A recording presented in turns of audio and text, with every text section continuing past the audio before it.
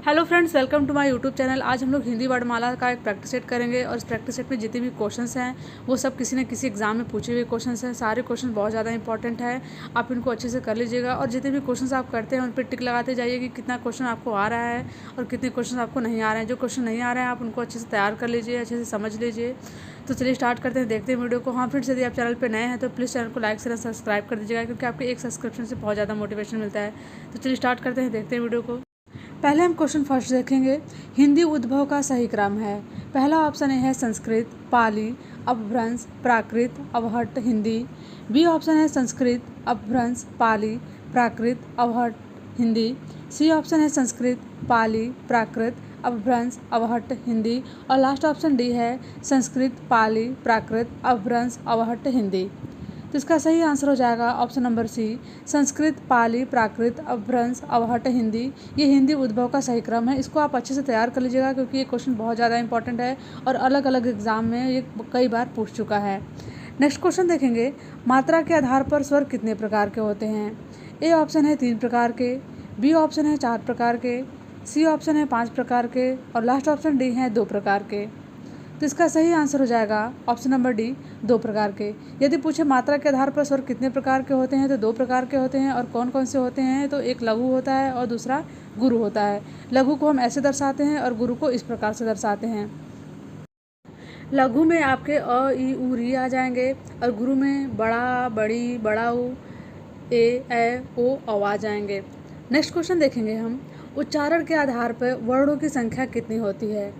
पहला option A है 25, B option है 51, सी ऑप्शन है 52 और लास्ट ऑप्शन डी है 45। तो इसका सही आंसर हो जाएगा ऑप्शन नंबर डी, 45।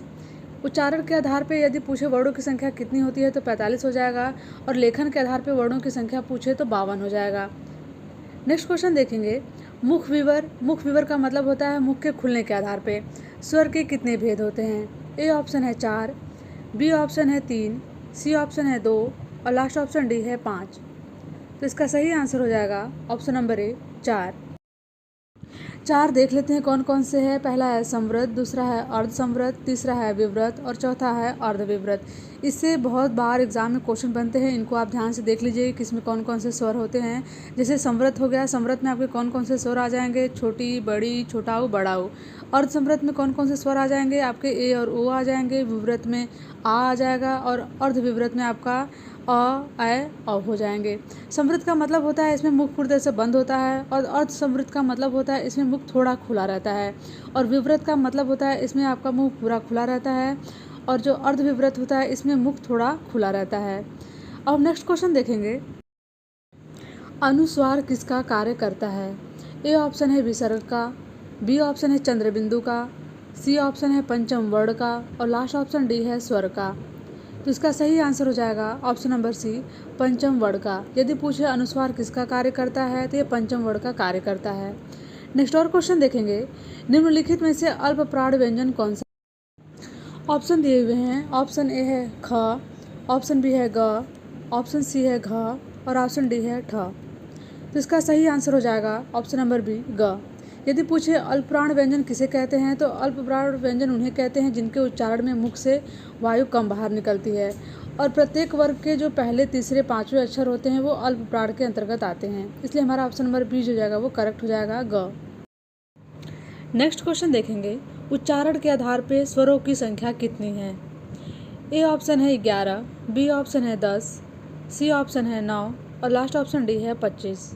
तो इसका सही आंसर हो जाएगा ऑप्शन नंबर बी, 10। यदि पूछे उच्चारण के आधार पर स्वरों की संख्या कितनी होती है तो इसका आंसर हो जाएगा 10। नेक्स्ट क्वेश्चन देखेंगे।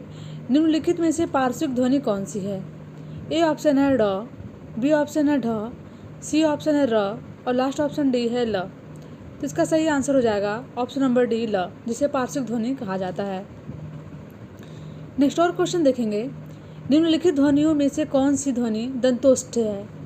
ए ऑप्शन है थ, बी ऑप्शन है फ, सी ऑप्शन है म और लास्ट ऑप्शन है डी, व।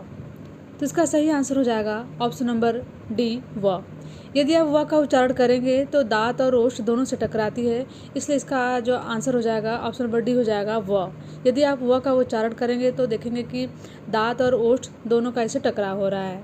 इसलिए हमारा ऑप्शन नंबर डी जो है वो करेक्ट हो जाएगा। नेक्स्ट क्वेश्चन देखते हैं, काकल्य वर्ण कौन सा है? ए ऑप्शन है य, बी ऑप्शन है ढ, सी ऑप्शन है ह और लास्ट ऑप्शन डी है म। तो इसका सही आंसर हो जाएगा ऑप्शन नंबर सी ह। जान लेते हैं काकल्य वर्ण क्या है। जिस व्यंजन के उच्चारण में मुख गुहा खुली रहती है और वायु बंद कंठ को खोलकर झटके से बाहर निकलती है उसे काकल्य वर्ण कहते हैं। जैसे हमने कोई चीज़ सुन ली होती है और झटके से हमारा मुख खुला का खुला रह जाता है और वायु बंद कंठ से बाहर निकलती है, उसे ही काकल्य वर्ण कहा जाता है। इसलिए हमारा ऑप्शन नंबर सी जो है करेक्ट हो जाएगा हाँ। नेक्स्ट क्वेश्चन देखेंगे, हिंदी शब्दकोश में छ का क्रम किस वर्ण के बाद आता है? ए ऑप्शन है स्र, बी ऑप्शन है छ, सी ऑप्शन है ग और लास्ट ऑप्शन डी है क। यदि आप छ का संधि विच्छेद करेंगे तो क प्लस स होगा, अर्थात छ का क्रम जो होगा हिंदी शब्दकोश में क के बाद आएगा। नेक्स्ट और लास्ट क्वेश्चन देखेंगे, हिंदी शब्दकोश में अंग व अह किस वर्ण के साथ आता है? ये बहुत ही आसान क्वेश्चन है, इसका आप लोग आसानी से आंसर दे सकते हैं। ए ऑप्शन है अ, बी ऑप्शन है आ, सी ऑप्शन है अह और लास्ट ऑप्शन डी है अ। तो इसका आंसर हो जाएगा ऑप्शन नंबर डी अ। तो फ्रेंड्स ये कुछ क्वेश्चन थे, आप इनको जरूर कर लीजिएगा क्योंकि इसमें जितने क्वेश्चन हैं बहुत ज़्यादा इंपॉर्टेंट है, आपको इससे बहुत ज़्यादा हेल्प मिलेगी। ऐसे ही और वीडियोज़ को देखने के लिए प्लीज़ चैनल को लाइक शेयर सब्सक्राइब कीजिएगा। Thank you for watching this video.